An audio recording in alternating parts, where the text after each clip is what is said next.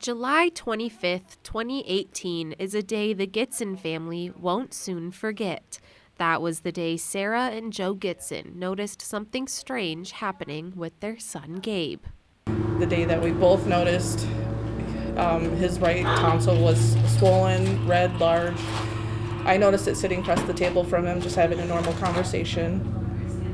And Joe noticed it coming home from work, pulling into the garage. The Gitzens were advised to set up an appointment with an ear, nose, and throat specialist. They hoped the swelling would go down on its own, but it didn't, and eating became a challenge for Gabe.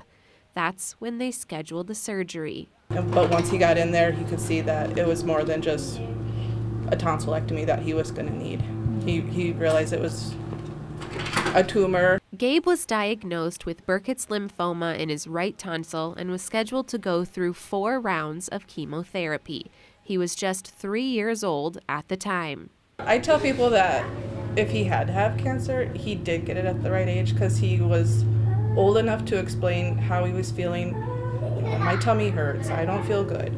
But he's young enough that he's not going to remember it, hopefully. Yeah. He didn't understand how scary it was. Even during his chemotherapy treatments, Gabe never lost his spirit. Even when he had the tumor in his back of his throat, he was, and I mean, you could never tell.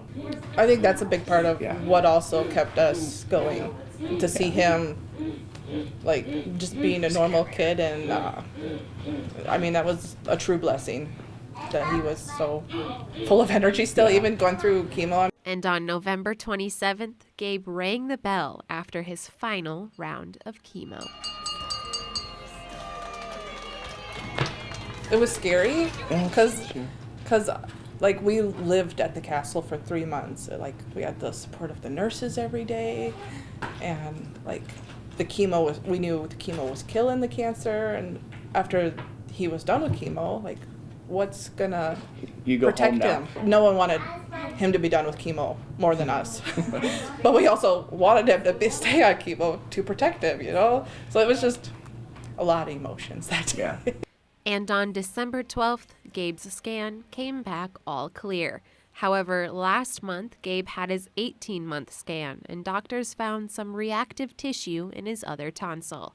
I met with the Gitzen family just 2 days before Gabe went back into surgery to have his left tonsil removed. Through this whole process, the Gitzen family has been extremely thankful for the Children's Miracle Network and the staff at the Sanford Children's Hospital. And the child life specialists are just amazing, like I said before. But yeah, there's no real words to describe how great they are. I mean, if we didn't have Children's Miracle Network, I don't know if we would have come through the other side, like how positive the outcome was, and like emotional support, financial support, like it was, I don't know if we would be where we are without them. Really. Now, at 5 years old, Gabe is full of energy. He loves playing with his monster trucks and running around with his sister Genesis.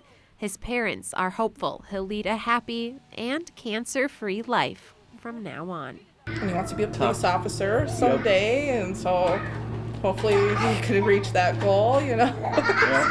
From a common procedure to a scary diagnosis, to now playing in the sand and hoping for a bright future. With Eye on KELOLAND, I'm Lauren Solik.